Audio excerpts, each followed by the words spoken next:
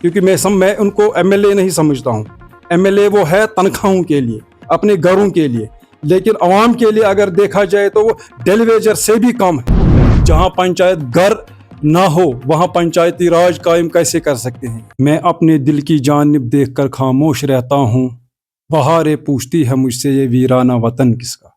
پہلے میں آپ کا شکریہ ادا کرتا ہوں کہ آپ نے خود جا کر دیکھ لیا کہ پنچایت کی کیا حالت ہے, ڈسپنسری کی کیا حالت ہے, اور یہ 20-25 سال پہلے بن چکا ہے اور آج تک یہ ویسا کا ویسا, اور ان نون پرسنس ہمیں معلوم نہیں ہے. رات کو آتے ہیں اور وہاں پر توڑ پھوڑ کرتے ہیں, اور سویرے ہم دیکھتے ہیں وہاں پر نہ کھڑکیاں نہ دیوار نہ اینٹیں. اور یہ میں یہاں پر یہ کہنا چاہوں گا آپ سے کہ یہاں کے جو ایم ایل اے ہمارے 25 سال سے ہیں, 6 ٹائمز ایم ایل اے, جنہوں نے کافی استحصال کیا ہے, سیاسی استحصال کیا ہے اس کے گاؤں کے ساتھ, یہ کیونکہ یہ مرکزی حیثیت رکھتا ہے یہ گاؤں, اور یہ 5-6 گاؤں پر مشتمل ہے, اور آج تک اس کو نظر انداز کیا ہے. اور ہم اس وقت آپ کے مادھیم سے اس بات کو گورنر انتظامیہ تک پہنچانے کی کوشش کریں گے. ہم یہ مطالبہ رکھتے ہیں کہ گورنر انتظامیہ اس کی جانب سے اس کی طرف توجہ دے, توجہ مرکوز کرنا چاہتے ہیں ہم ان کی طرف سے یہاں, کیونکہ آپ دیکھ لیجئے یہاں پر بڑے بڑے دعوے کیے جاتے ہیں کہ پنچایتی الیکشن ہو, پنچایتی راج ہو یہاں پر. تو میں سمجھتا ہوں کہ آپ دیکھ لیجئے کہ جہاں پنچایت گھر نہ ہو وہاں پنچایتی راج قائم کیسے کر سکتے ہیں. اور ہم یہ مطالبہ کرتے ہیں گورنر انتظامیہ سے کہ وہ پوری طور اس کی طرف توجہ مرکوز کرے اور اس کو پھر سے ریہیبلیٹیٹ کرنے کی کوشش کرے. آج تک یہاں پر نہ گورنمنٹ کی طرف سے کوئی ایک ملازم نہیں آیا ہے, کوئی آفیسر نہیں آیا ہے, چاہے کتنے بھی ڈپارٹمنٹس ہیں یہاں پر, 2-3 ڈپارٹمنٹس ہیں یہاں پر, اور ان کی طرف سے کوئی ڈپارٹمنٹ کا آفیسر نہیں آیا ہے. اور یہاں کے جو ہمارے ایم ایل اے انہوں نے اس کی طرف کبھی توجہ نہیں دیا ہے, کیونکہ ووٹ انہوں نے یہاں سے حاصل کیا ہے. ہر وقت وقتاً فوقتاً یہاں کے جو ہمارے گاؤں کے جو باشندے ہیں انہوں نے ان کا بھرپور ساتھ دیا ہے, لیکن انہوں نے ہر وقت اس کو اگنور کیا ہے. اور ہم مجبور ہو گئے کہ ہم نے آپ کی وسادت سے ہم یہ چاہتے ہیں کہ یہ گورنر انتظامیہ تک پہنچے اور اس کی طرف دھیان دے کر اور اس کو پھر سے ریہیبلیٹیٹ کرنے کی ضرورت ہے. بالکل آپ کا کہنا درست ہے یہ, کیونکہ میرے فادر ایم ایل اے تھے 96 سے لے کر 2002 تک, لیکن انہوں نے کانسٹیچوئنسی کے ساتھ انصاف کیا ہے. انہوں نے کسی گاؤں کو کانسٹیچوئنسی میں اگنور نہیں کیا ہے. اگر انہوں نے اگنور کیا تو اپنے گاؤں کو اگنور کیا, کیونکہ انہوں نے اس ٹائم بھی اپنے گاؤں کے باشندوں کو کہا ہے کہ آپ کو خدمت کرنی ہے علاقے کی.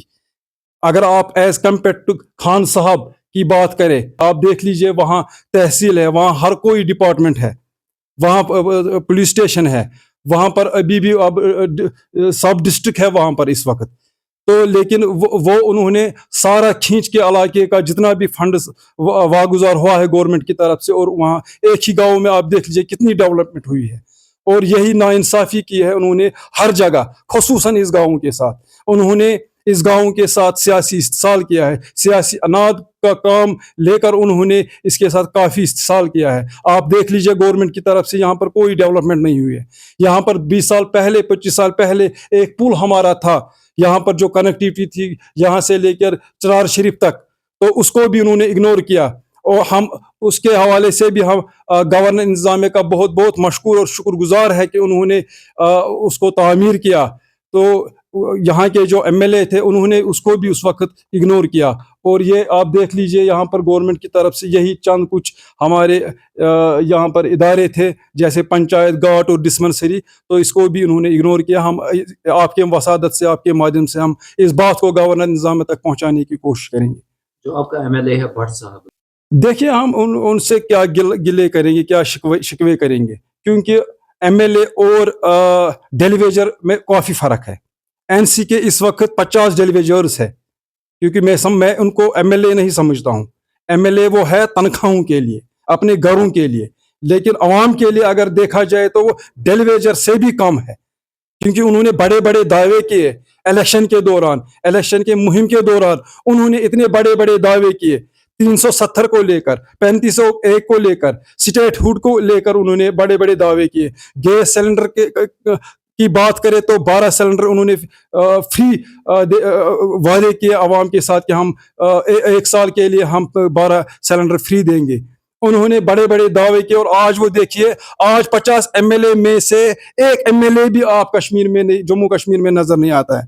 آپ دیکھیے پتہ نہیں جموں سے باہر ہے آدھے, کچھ دہلی میں, کچھ بمبئی میں, تو ان سے ہم کیا توقع رکھیں گے, کیونکہ 70 سال سے انہوں نے جو ظلم اور تشدد کیا ہے جموں کشمیر کے ساتھ. وہ بلیم تو کرتے ہیں بی جے پی کو, لیکن بی جے پی سے بڑھ کر ظلم اگر کیا ہے وہ صرف واحد ایک جماعت ہے, وہ ہے نیشنل کانفرنس. دیکھیے کام کرنا تو دور کی بات ہے, یہ ہم ان سے گلا کرتے ہیں کیونکہ وہ اپنی بات کو منوانے کے لیے پروٹیسٹ تو کر سکتے تھے, مظاہرے تو کر سکتے تھے, دھرنا تو دے سکتے تھے. اگر انہوں نے الیکشن کے دوران ہر گاؤں میں گئے, وہ جموں کشمیر میں کوئی ایسا گاؤں نہیں ہے جہاں وہ نہیں پہنچے الیکشن کمپین کے دوران تاکہ کرسی کو حاصل کرنے کے لیے. لیکن الیکشن کے بعد وہ یکدم غائب ہو گئے. عمر صاحب ہی نہیں بلکہ ان کے جتنے بھی ساتھی ہیں 50 MLA, آپ دیکھ لیجئے ان میں سے کوئی کسی قسم کی بیان بازی نہیں ہو رہی ہے اس حوالے سے کہ ہم نے جو وعدے کیے تھے ان سے, تو اگر ہم پورا نہیں کر سکے کم سے کم بات تو کر سکتے تھے. تو ہم اس بات کے لیے بھی گورنر انتظامیہ کا شکریہ ادا کرتے ہیں کہ یہ جو نریگا کا سسٹم ہے, جو سکیم ہے, یہ جو جب سے لاگو ہوئی ہے تو یہ ایک پرلل کام کرنے میں یہ گورنمنٹ کے پرلل رہے ہیں. یہ آج تک گورنمنٹ سے بھی زیادہ انہوں نے کام کیا ہے.